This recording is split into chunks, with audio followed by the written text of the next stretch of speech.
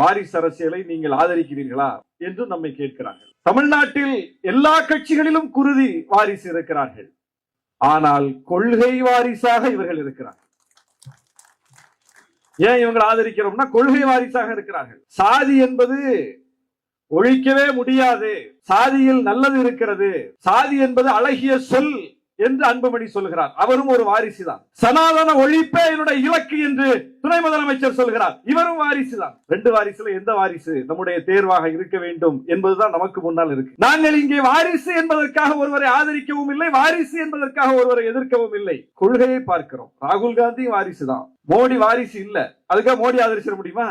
ஒருவர் எப்படி வருகிறார், எப்படி முன்னிறுத்தப்படுகிறார் என்பதை வைத்தா அவரை ஆதரிப்பதா எதிர்ப்பதா என்கிற நிலைப்பாட்டை எடுப்பது. அவர் என்ன நிலைப்பாட்டை எடுக்கிறார், அவருடைய அரசியல் நிலைப்பாடு என்ன, அவருடைய இலக்கு என்ன, அவருடைய பயணம் எத்தகையது, அவர் எதை முன்னிறுத்துகிறார், இதை பார்த்துதான் அவர் நமக்கு சரிப்பட்டு வருவாரா வரமாட்டாரா என்கிற முடிவை நாம் எடுக்க முடியும். அந்த அடிப்படையில் இன்றைக்கு இப்படிப்பட்ட அறிவு திருவிழாவை அரசியல் ரீதியில் முன்னெடுக்கிற ஒரே வாரிசு இவர் மட்டும்தான் இருக்கிறார். வேற யாரும் எடுத்திருக்காங்க?